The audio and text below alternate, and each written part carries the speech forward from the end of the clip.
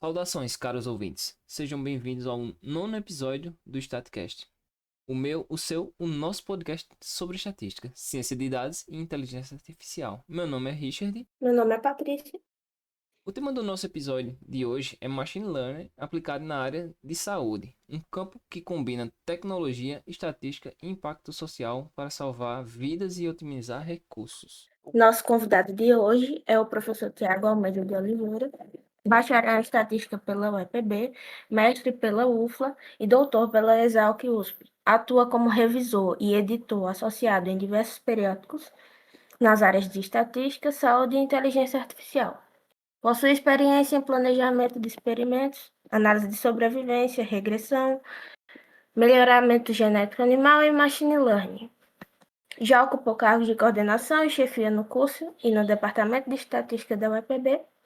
Atualmente é professor associado da UEPB, docente de mestrado em Desenvolvimento Regional e membro da LabDAPS USP, atuando em pesquisas de predição em saúde. Também integra centros de pesquisa em Big Data, Analytics e Data Science, além de ser coordenador adjunto do curso de Tecnologia em Ciência de Dados do projeto Limite do Visível. Professor, seja bem-vindo ao StatCast. Obrigado, pessoal, obrigado. É, bom, é, só para atualizar um pouquinho, eu fui coordenador, mas obrigado pela menção. No momento não estou mais como coordenador do curso do Limite do Visível, mas é algo que me honrou muito ter feito parte desse projeto. Bem, para dar início, queria saber o que te motivou a escolher o curso de estatística e como essa decisão influenciou o rumo da sua carreira. Certo, Patrícia. Eu acho que não diferente, quer dizer, não diferente de muitos estatísticos no século XX, né? A gente era um curso desconhecido da grande maioria da população e eu acho que em vários centros pelo Brasil, o curso de estatística não tinha, como até hoje, assim, não tem uma busca muito efetiva, né? Então eu conhecia muito pouco sobre estatística. Mas eu, quando fui fazer o vestibular, eu queria fazer um curso na área de exatas.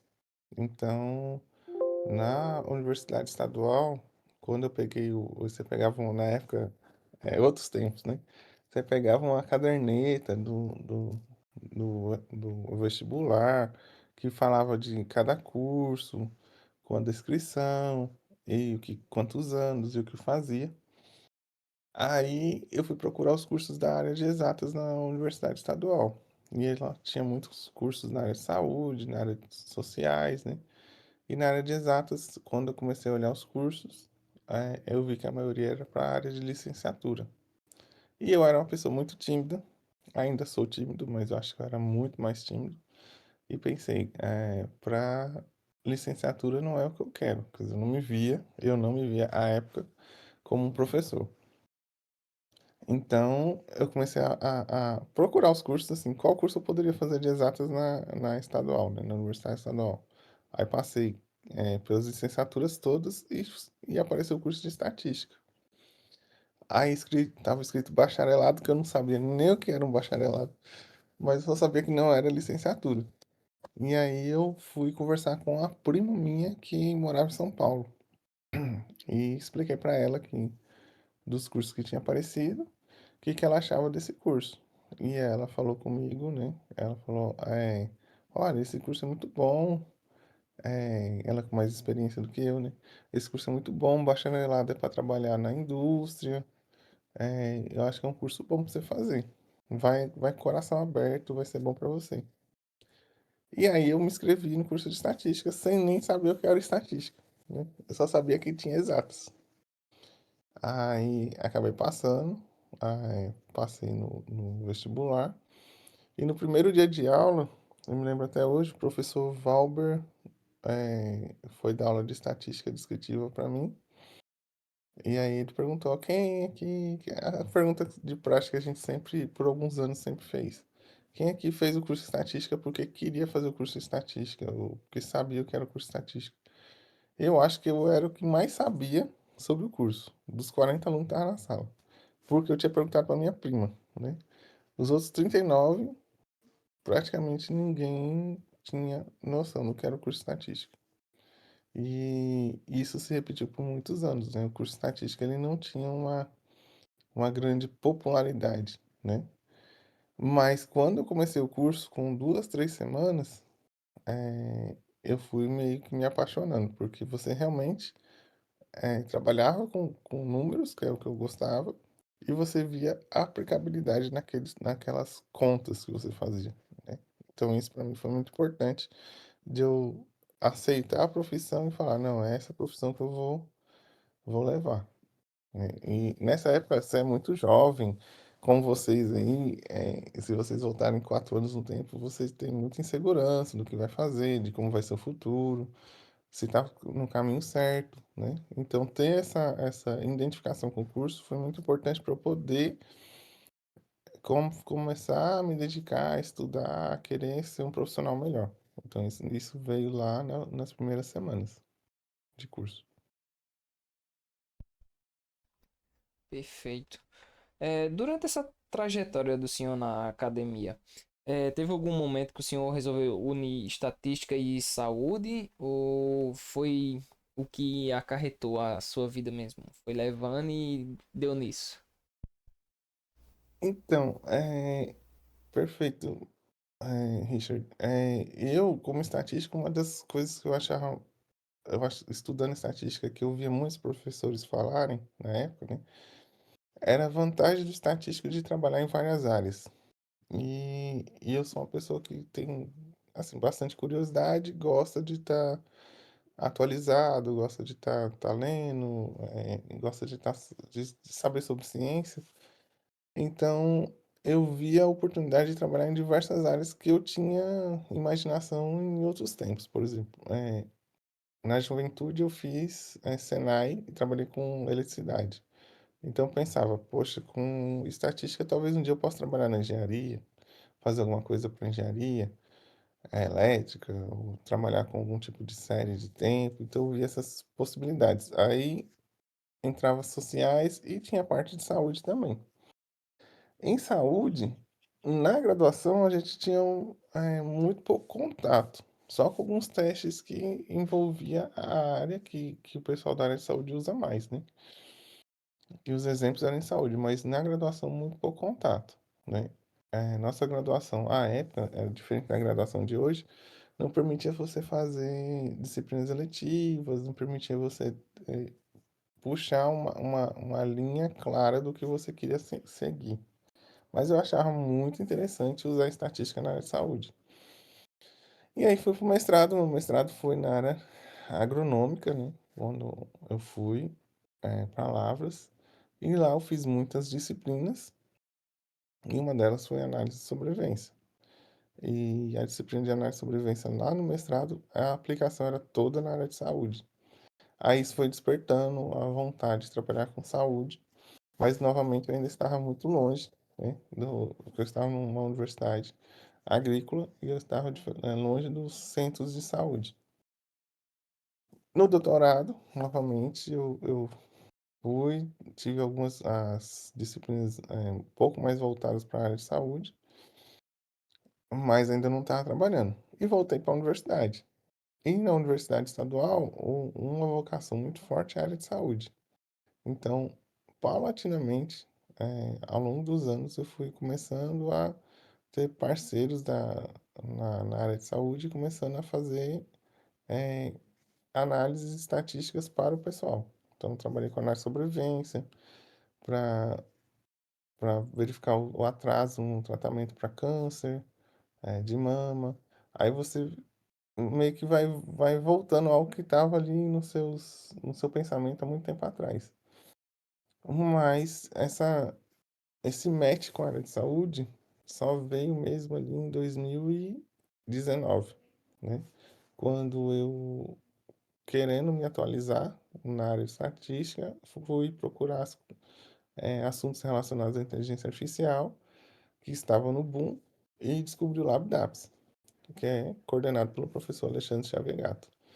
E aí eu entrei em contato com ele e marquei de fazer um, um tempo sabático lá, onde eu ia aprender mais sobre saúde e aprender sobre saúde e aplicar estatística e aprender também sobre machine learning, né? Sobre inteligência artificial, modelos preditivos. E aí eu comecei esse contato, veio a pandemia, e aí eu fiquei tendo contato com a área de saúde desde então, desde 2019 para cá, né? Que eu venho atuando. Tenho minhas publicações na área de saúde, não são as únicas, eu também atuo na parte de desenvolvimento regional, mas eu tenho essa flexibilidade que a estatística dá, né? Então, eu também trabalho com o pessoal do Perfilab, na UFCG, que atua com engenharia de petróleo. Então, essa flexibilidade que a estatística me dá é o que eu mais gosto, né? É o que me deixa feliz de ter escolhido essa profissão. Pronto, pegando o gancho já da área de saúde, muita gente acha que a área de saúde aplicada a estatística aplicada na área de saúde é só gráficos e média. Como é que o senhor explicaria a estatística aplicada na área de saúde de uma forma simples para uma pessoa leiga, por exemplo? É, certo, Richard. Não é só estatística descritiva, né? Estatística descritiva é uma parte muito importante de todas as áreas, né? Você fazer uma boa análise exploratória de dados é essencial para você entender o problema, para você entender que tipo de dado você tem e quais são, por exemplo, os missings, os valores faltantes, os valores que podem estar mal coletados. Então, é muito importante você fazer uma boa análise exploratória, né, para entender sobre os dados. Até porque você, como estatístico, está entendendo sobre outras áreas, né? Que um profissional de saúde já sabe no dia a dia ali dentro da universidade, vamos chamar assim, no chão de fábrica, né? Digamos assim. Ele vê no hospital, ele coleta os dados, ele planejou, e você, dependendo da situação do projeto, você chega para fazer análise, pode participar desde o início, mas é até recomendável que você participe desde o início. Aí você só vai chegar, pode ser que você chegue na situação de estar com os dados já coletados, você tenha que entender, né? Então, não é só análise exploratória de dados, não você vai ter que entender sobre o problema, junto com o profissional, a motivação de que por que ele quer fazer análise estatística e para que ele quer fazer aquela análise estatística. E as análises estatísticas na área de saúde são muito eh, avançadas, né? Então, não passa longe de ser só análise exploratória. Você pode entrar desde os modelos desde estatística não paramétrica, né, com testes de associação, a modelos de regressão, eh, de inferência causal, algo que eu estou começando a estudar agora, ou modelos de regressão com efeitos aleatórios, modelos mistos, modelos de regressão distribucionais. Isso só a gente falando ali na estatística sem entrar em inteligência artificial. Fora a vertente de inteligência artificial, onde, é, no meu ver, é bastante instigante, porque você começa a pensar, é, eu posso contribuir, por exemplo, com o Sistema Único de Saúde, com algum tipo de modelo preditivo que ajude o profissional na triagem. Então, as soluções que a gente pode estar pensando na academia podem vir a contribuir com o avanço e a melhoria da qualidade do serviço em saúde, né? Com mais tecnologia. Então, é uma área muito ampla que vai além só de fazer média e desvio padrão, que são muito importantes. Uma boa média, um bom desvio padrão dá uma boa medida, né? Dá muita informação sobre como tá os seus dados. Não adianta você aplicar um modelo muito avançado se você não tiver um bom tratamento de dados no início, né? Se você não tratar bem, você vai ter resultados ruins. Então, para que você tenha boas inferências, você precisa ter um bom conjunto de dados que represente bem a população. A gente vê que a estatística e o aprendizado de máquina vem ajudando em diagnóstico, estudo clínico e até previsão de surtos. Você pode comentar algum exemplo prático que te marcou nessa área? Sim, sim. Quando eu cheguei, Patrícia, eu fui tirar uma sabática em 2000 e, acho que início de 2020, né? Quando eu fui, conversei com o Alexandre, do LabDAPS, e aí eu fui para a Faculdade de Saúde Pública da USP. Cheguei lá, é, era fevereiro de 2020. E a pandemia estourou ali em março, né? E a Universidade de São Paulo foi fechada, tudo. O Brasil, toda aquela conversa que a gente sabe, que não traz boas memórias para a gente, que foi um período muito difícil, mas a universidade fechou, tudo fechou, e eu tinha acabado de tirar minha sabática depois de 7 anos atuando na faculdade. E aí eu precisei voltar para Campina Grande, todo aquele trâmite danado para voltar para Campina Grande. E a faculdade de saúde pública, na época, ela já estava sequenciando o vírus da Covid, o SARS-CoV-2. É, salvo engano, foi o primeiro centro de pesquisa garantido da América Latina, mas acho que um dos primeiros a sequenciar um vírus, né, no mundo. E era no laboratório do lado do que eu estava. Eu tinha ido estudar machine learning. E aí o professor Alexandre e o André, que era um pós-doc na época, eles lançaram um artigo bem no início da pandemia, mostrando que com dados coletados rotineiramente no sistema de saúde, que são dados coletados por exame de sangue, né, como quantidade de, enfim, células vermelhas, células brancas, com a quantidade de hemócritos e por aí, e aí vai, você conseguia detectar quem tem Covid ou não, né? Isso com um exame de sangue. Então, as plaquetas e tal, tudo que sai num exame de rotina tradicional que você faz na admissão, né? Quando está com algum tipo de infecção.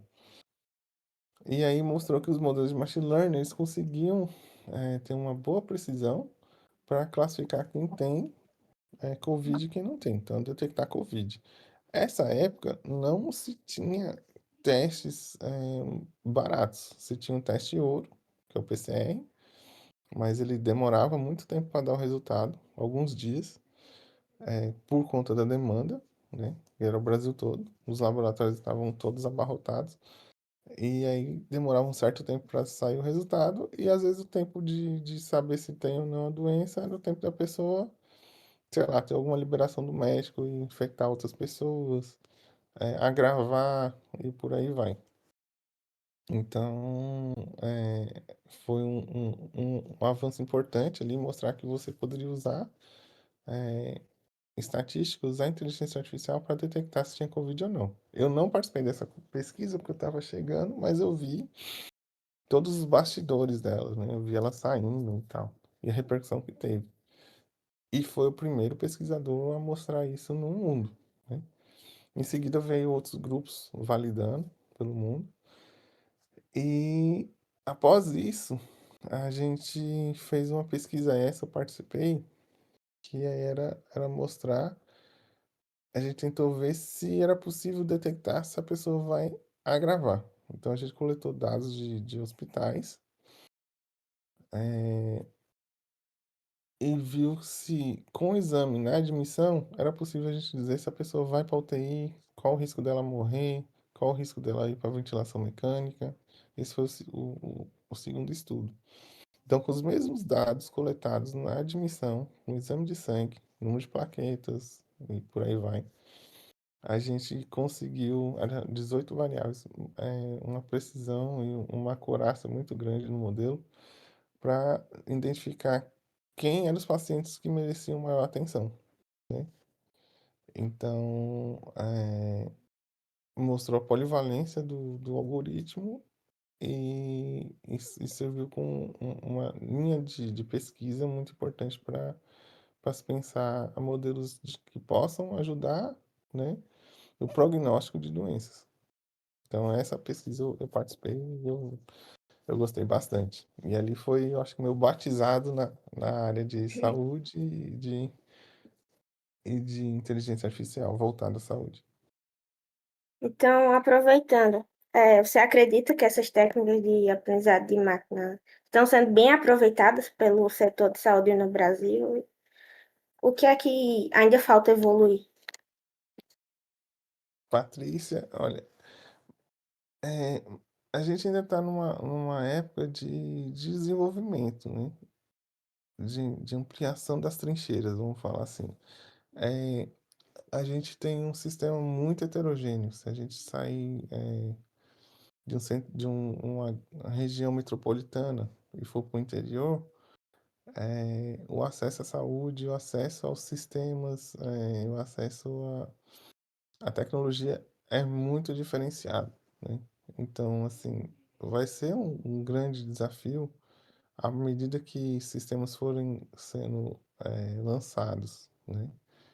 De detecção precoce e validados, né? Porque não adianta você fazer também um modelo e não validar, né? O modelo pode funcionar para uma população, não funcionar para outra.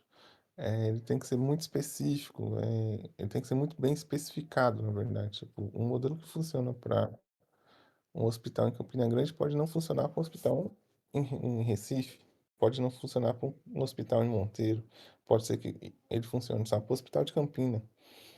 E não tem problema com isso. Ele está fazendo a função dele, se fizer bem feita, no Hospital de Campina, né? Então a gente precisa de modelos especializados.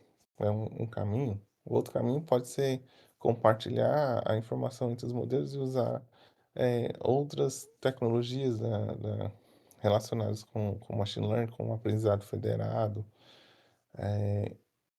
que compartilham informações entre centros, enfim. Então, assim, eu acho que a gente está numa época de expansão, de estudo e de que soluções vão começar a saírem e ficarem maduras. Mas elas precisam passar por etapas para poder estar sendo utilizada, né? Ainda mais porque ela não é uma solução que substitui o profissional na ponta, ela é um auxílio ao diagnóstico, né? Então a gente sabe que tem muitos desafios, a gente tem centros que têm coleta de dados automático, tem centros que estão no papel, a grande maioria estão no papel, e isso vai levar um tempo e um esforço do sistema de saúde à medida que for vendo os ganhos que consegue por meio das tecnologias, né? Então, assim, bem aproveitada, eu acho que ainda não. Mas, do ponto de vista da academia, já a gente está trabalhando, né? Isso, o Brasil como um todo, vários centros, trabalhando e fazendo o que se tem de mais moderno, né? Para que no dia que o ecossistema esteja preparado, ele vá absorvendo. Mas eu vejo com bons olhos. Eu acho que eh, vai ser, não vai ser bem aproveitado, né, no futuro.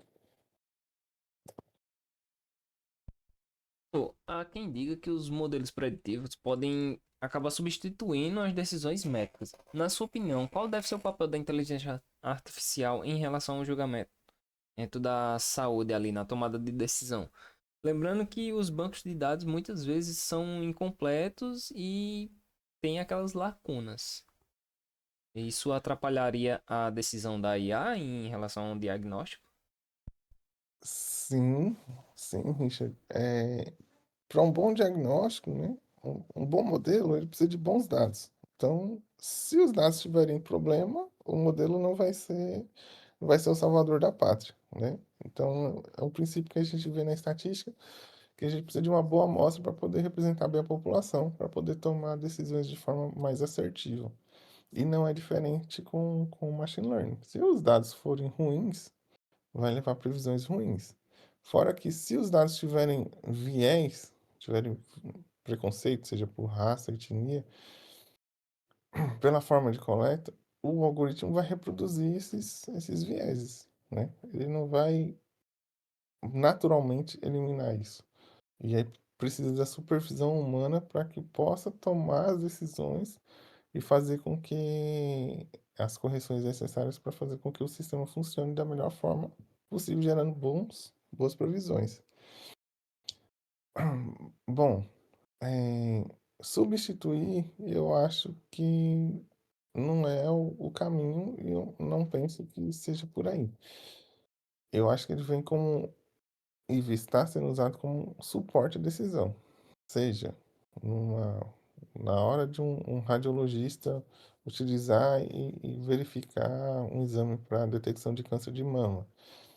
Se tiver uma inteligência artificial lá já embarcada, ela pode sugerir, dar alguns pontos, marcar alguns pontos e dizer a probabilidade daquilo ser um câncer, mas quem vai tomar a decisão se é ou não é o supervisor humano. Por quê? Na hora da responsabilidade, o humano que vai ter que tomar a responsabilidade da decisão e com conhecimento e com auxílio da inteligência artificial, e não a máquina. Até porque ela pode ter esses problemas de, em algum momento, descalibrar, em algum momento ela não está fazendo boas inferências, ou a própria taxa de falsos positivos que ela pode dar, né? Então, assim, ou falsos negativos, enfim. Então, eu acho que não. Eu acho que o caminho não é a máquina fazer isso sem supervisão, e sim ela ser um suporte à decisão. Então, vamos falar agora um pouquinho da carreira e formação. Você acredita que a formação em estatística dá uma base sólida para atuar em área complexa como saúde e IA? Ou ainda é preciso complementar com diferentes disciplinas? Então, Patrícia, eu acho que a área de estatística ela dá uma formação sólida nos métodos estatísticos. Em qualquer universidade de estatística, seja no UEPB, ou outras universidades pelo país, você vai ter com diferenças, né, entre as grades, uma formação sólida para ser um bom estatístico. Eu acho que o ponto é esse. Você vai saber sobre os métodos e sobre os diferentes usos, né? E aí, com mais ou menos matemática, ou com mais ou menos computação, dependendo do curso, você vai estar nesse nível. Agora, se você deseja atuar em saúde, você vai precisar se especializar na área de saúde, não só nos métodos, né? Vai ser importante você fazer disciplinas lá da área que os profissionais de saúde fazem para você entender mais. Por exemplo, epidemiologia, né? Uma bioestatística feita num centro de saúde e outras disciplinas que vão agregar conhecimento sobre o sistema de saúde, né? Fontes de dados em saúde e por aí vai. Então, isso trabalhando em saúde. Mas não é diferente se você quer trabalhar com engenharia de petróleo, por exemplo, que eu estou trabalhando também. Então, se você vai trabalhar com engenharia de petróleo, você vai ter que entender sobre os métodos, sobre os termos, sobre quais são as preocupações que o engenheiro de petróleo tem, por que que ele quer utilizar a estatística ali, como ele utiliza e sobre a parte química. Você não vai aprender química, por exemplo. Eu não estou me especializando em química, mas eu tenho que entender como algumas interações químicas acontecem e podem estar levando àquele tipo de resultado. Então, em outras palavras, você como estatístico, você fica no baseline para poder atuar em qualquer outra área. Mas para você ser o estatístico daquela área, você vai precisar procurar conhecimento naquela área. E não é diferente hoje para nenhuma profissão, você precisa estar se atualizando sempre. Então, você termina o curso de estatística hoje, já se lança um Tab FPN 2.5, que é um modelo novo de machine learning que vem impactando, digamos, a cadeia de modelos, né? Então você precisa saber se você for trabalhar com machine learning. Se você não for, beleza. Mas se você for, você precisa saber. Então você vai começar a trilha do machine learning, procurando saber sobre os modelos e o que está sendo feito. Aí, não, minha área é mais visualização de dados. Então você vai ter que estar por dentro das novidades que estão saindo na área, seja no Python Streamlit, no R um Shine, em outros softwares um Tableau ou um Power BI, enfim, você vai ter que estar se aprofundando e nunca parar de estudar, né? E aí, se você vai trabalhar com isso voltado ao mercado financeiro, por exemplo, você vai ter que entender os jargões do mercado financeiro. Então, eu acho que é claro que existe uma lacuna entre o que a universidade forma e o que o mercado está pedindo, existe um gap, mas essa ponte do que o mercado precisa e é, a universidade aos anos ela vai tentando atualizar seus currículos, mas leva muito tempo para se atualizar.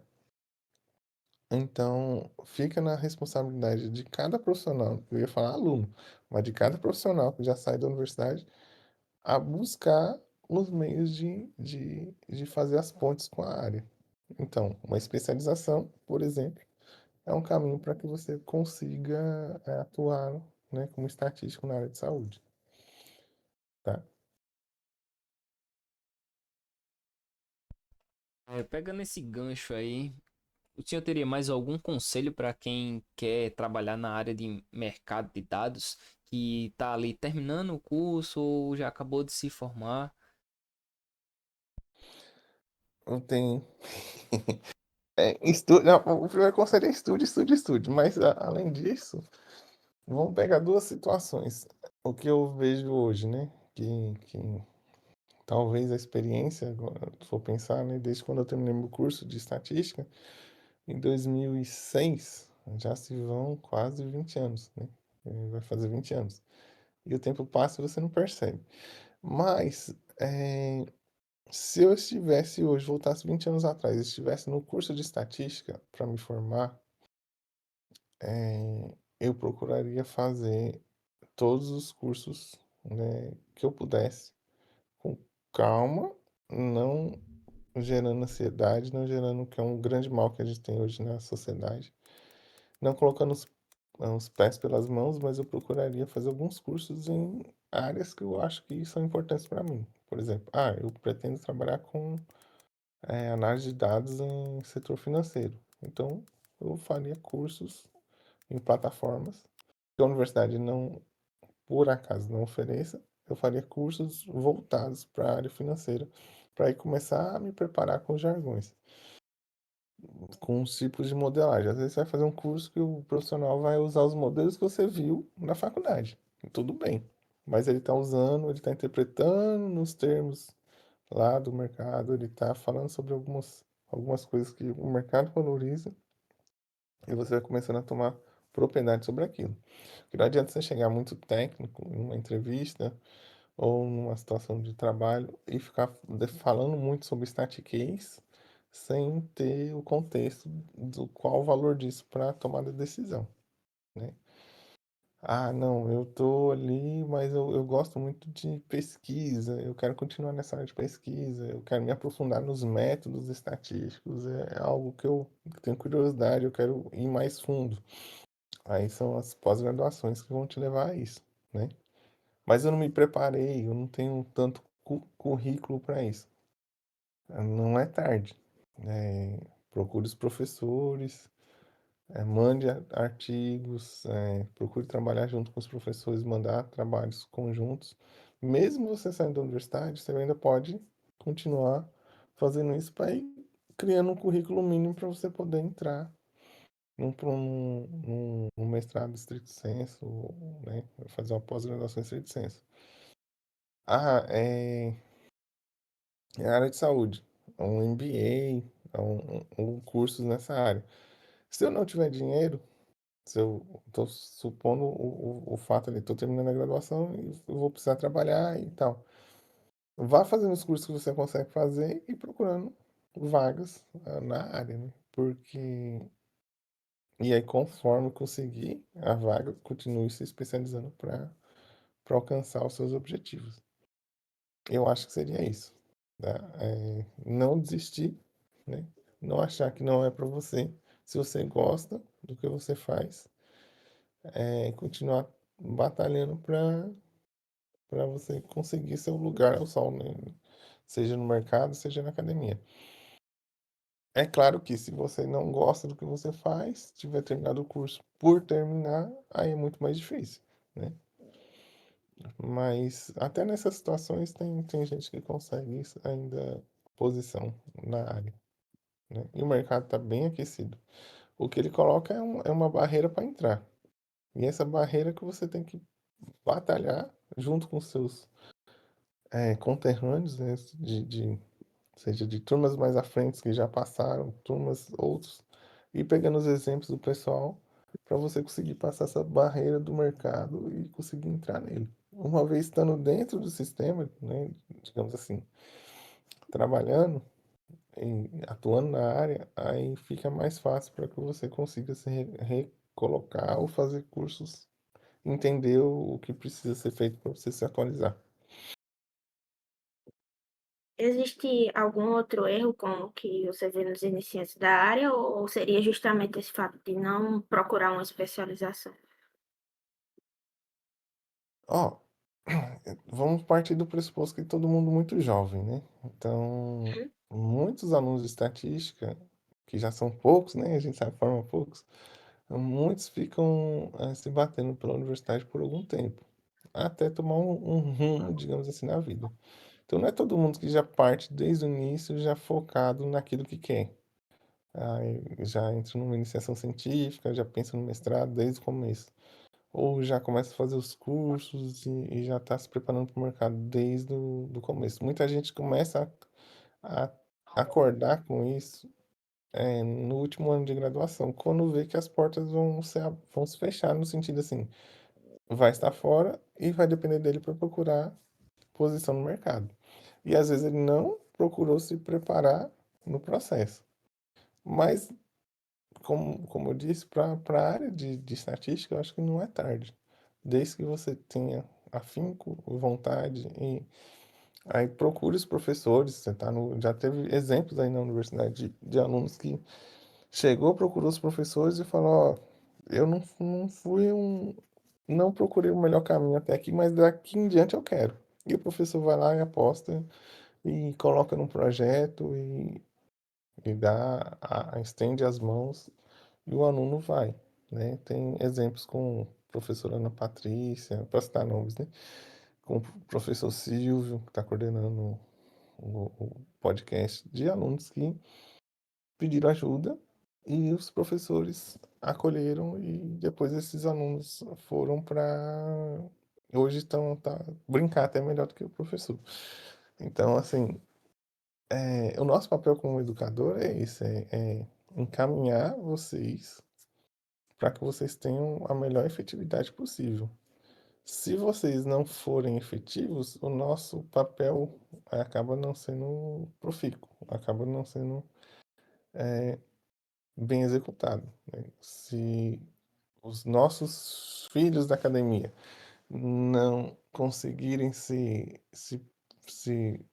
fixar no mercado ou ir para uma boa pós-graduação, é como se a gente não tivesse sendo efetivo. Então, a realização do professor é encontrar com o aluno depois e falar: ah, e aí, onde é que você tá? Ah, rapaz, eu tô bem, tô trabalhando, tá super bacana. Por quê? Você tá passando.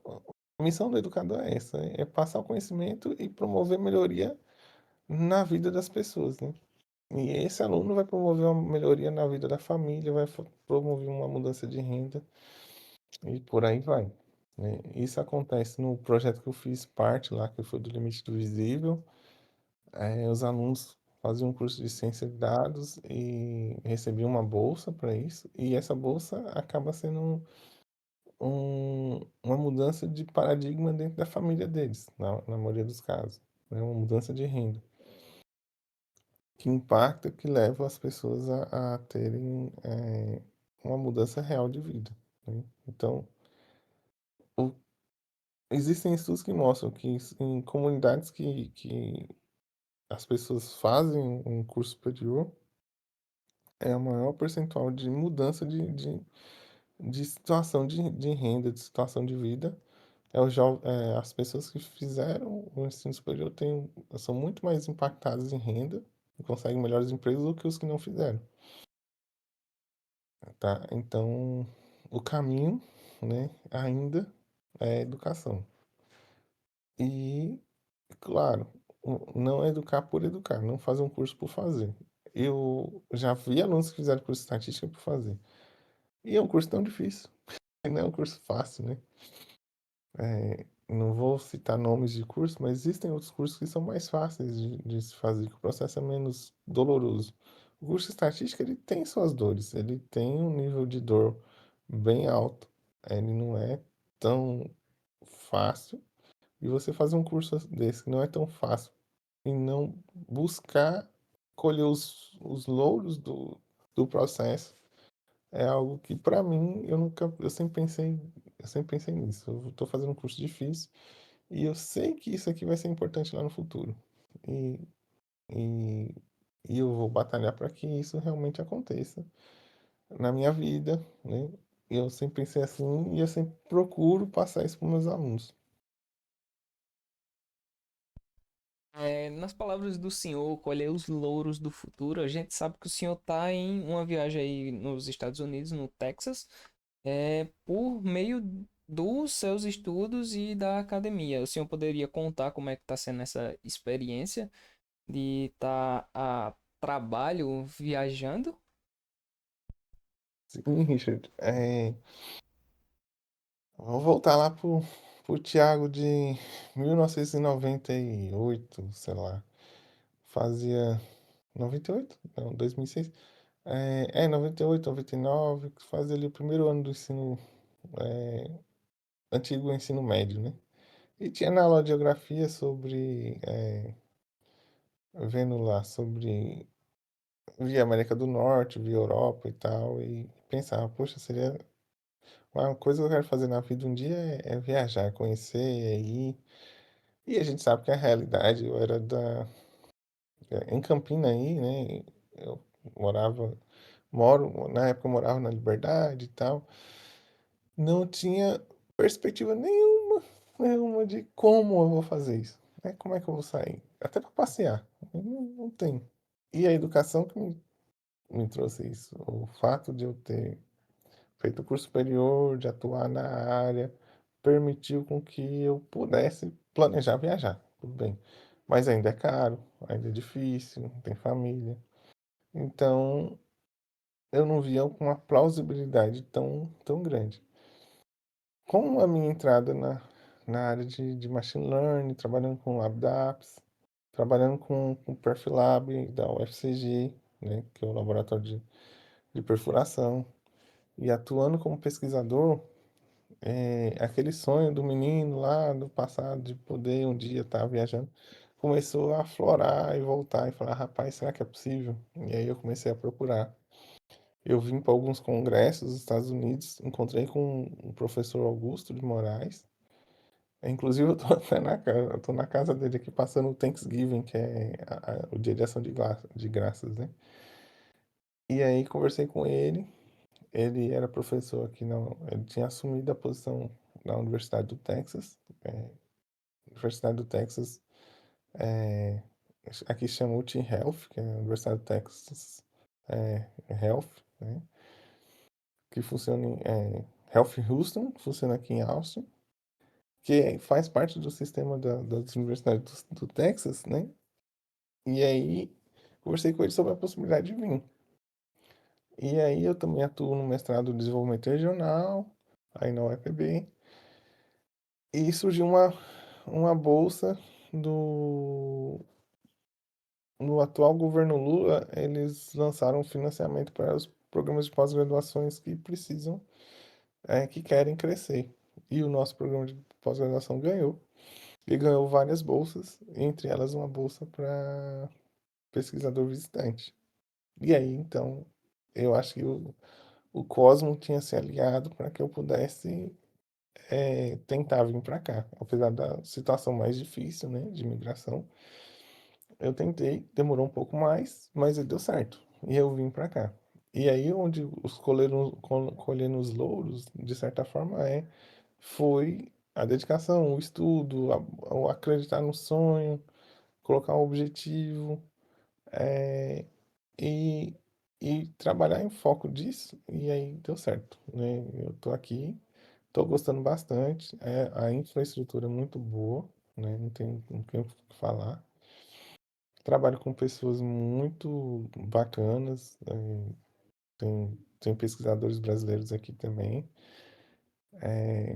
e outros pesquisadores de outros países, e é muito legal estar atuando com eles e vendo o que que eu posso aprender mais para poder levar aí para o EPB, né? A gente tem um laboratório de Big Data, então é muito importante estar nesse processo de atualização, né? Aí fala, está estudando desde do 2002, quando entrou no curso de estatística? Estou estudando desde esse tempo. E tem muita coisa ainda para aprender. Mas é algo que eu gosto, né? Graças a Deus eu gosto de estudar, então não é ruim para mim. Eu entendi que é o meu trabalho, de certa forma, é me aperfeiçoar, estudar. E aí me levou a estar aqui, né? É claro que não levou 20 anos para chegar aqui, entenda que não, para não desmotivar ninguém. Que não é para desmotivar como se levasse 20 anos para chegar aqui. Mas partiu mais ou menos a vontade de vir para cá a partir de 2019. E aí foi construída com os outros cursos que eu tinha feito, né? Com as pós-graduações. E tô gostando. É, o estado do Texas é muito legal, a cidade é muito bacana, muito segura. Você vê as coisas funcionando bem. E a universidade tem uma infraestrutura que deixa você tranquilo apenas para pesquisar. Você não fica preocupado em procurar recursos para a máquina funcionar. A sua única preocupação é fazer a pesquisa. Então, nesse um mês agora que eu cheguei, eu já fiz uma apresentação aqui para o grupo de pesquisa, que tem um CAB Lab, que é com a área que eu vou trabalhar, que é verificando, a gente vai usar machine learning para tentar identificar regiões no cérebro que tenham algum tipo de deficiência cognitiva relacionado com risco cardiovascular em adolescentes, né? Fazer alguns tipos de previsões. Então, vai trabalhar com a corte de dados muito grande, né? Com pesquisa bem legal, né? Bem desafiadora. Então, estou bem animado. Tem muitas coisas para a gente estudar, outros termos, como inferência causal, como o próprio Deep Learning, que eu não atuo ainda, mas são desafios que vão surgindo que a gente vai tendo que driblar, né? Ou contornar, né? E tem ainda o maior que é a questão da língua, né? Então eu falo inglês, mas o texano fala um inglês diferente. E aí eu levo um tempo, tô levando muito tempo para ter uma comunicação mais efetiva. Mas assim, a termos acadêmicos está tranquilo. O que mais pesa é no dia a dia, né? Esse inglês do dia a dia que eu estou ainda aprimorando. Professor, a convivência com diferentes equipes internacionais mudou a forma como você enxerga a colaboração científica? Sim, sim. Na verdade, Patrícia, pelo próprio modus operandi do LabDAPS, que já funciona, né, muito mais conectado assim, a grupos de pesquisas internacionais, isso já mudou bastante. Então, uma coisa que primeiro, assim, a gente tem as nossas diferenças, né, de centro de pesquisa, é claro, de acesso a recursos, mas a forma de trabalhar com diferentes centros de pesquisa traz uma experiência legal de como procurar fazer melhor, né, quando voltar.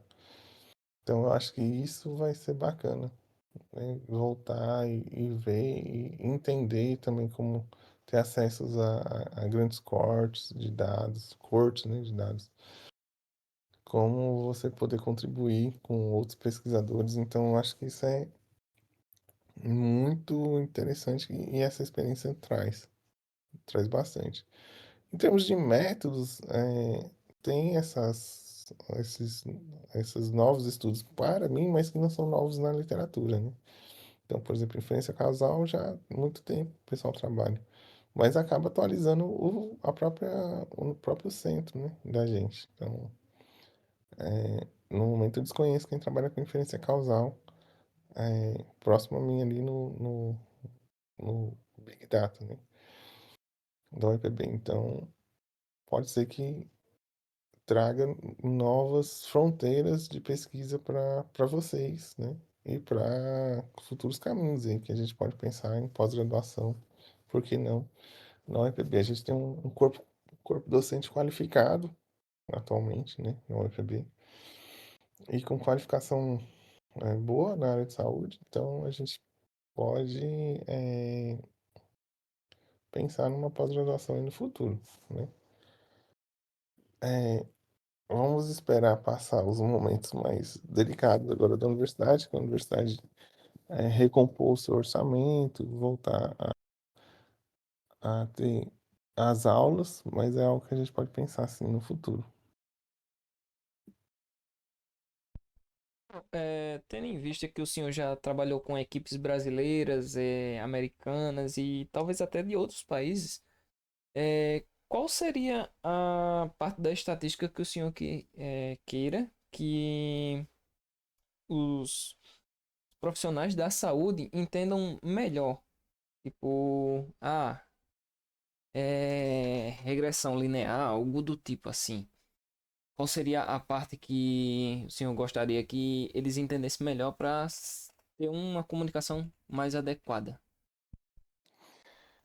Então, Richard, aí depende muito do profissional, do tipo de pesquisa. Então, dependendo no grupo que eu estou agora, que é epidemiologia, o pessoal sabe muita estatística, né? Eles já sabem muita estatística aplicada, muita estatística aplicada à epidemiologia e já tem um jargão estatístico, né?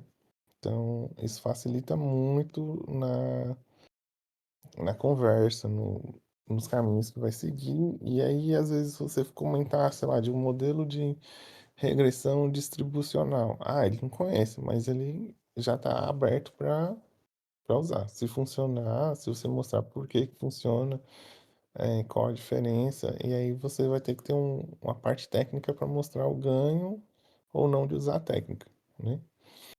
Então ele vai ser mais aberto. Agora, se o centro ou se o grupo de pesquisa que você vai trabalhar não é maduro em estatística, aí basicamente o que acontece? Você vai procurar ter que entender bastante do que o outro profissional está fazendo para você poder sugerir ou mostrar melhorias que poderia ser feito na análise.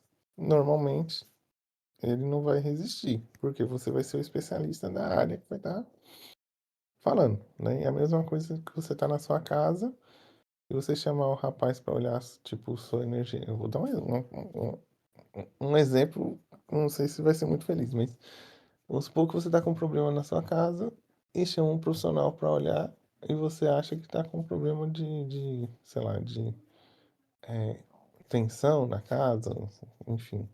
E aí o profissional chega e começa a lhe sugerir, chega lá um eletricista, né? Começa a sugerir, não, aqui você tem que passar uma nova fiação, e você tem que trocar o disjuntor não está adequado. Ele começa a falar tecnicamente contigo. Muito dificilmente você vai falar, não, né? Cara, não. Não é bem assim. Porque ele é um profissional na área que vai estar ali recomendando e você está mostrando a importância de fazer o correto para você não correr risco, para você ter economia ou para ser mais seguro. Então, na área estatística, acho que é a mesma coisa. Se você estiver trabalhando com um grupo que o grupo não é maduro o suficiente, você vai ser o especialista e vai estar na sua responsabilidade você apontar os melhores. Eles vão estar esperando que você aponte os melhores modelos e o melhor caminho para que eles possam ter os resultados mais efetivos. Que possam utilizar isso numa publicação, por exemplo, internacional, que seja visto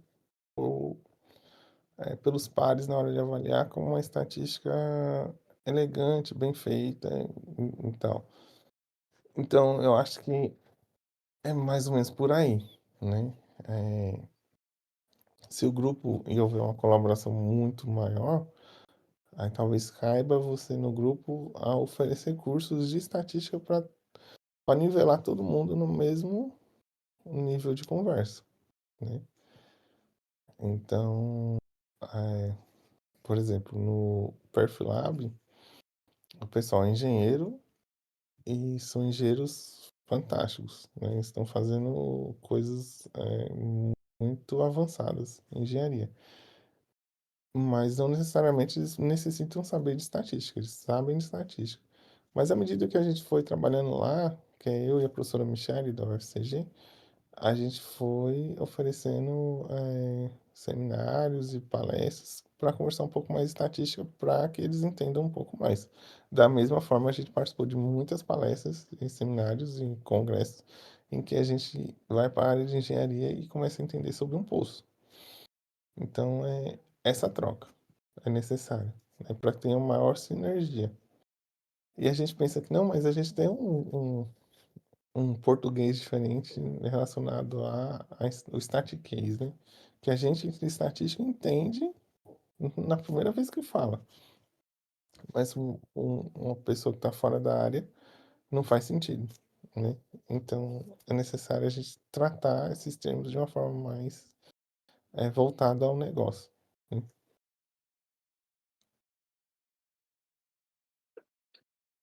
Então é isso, professor. A conversa foi excelente.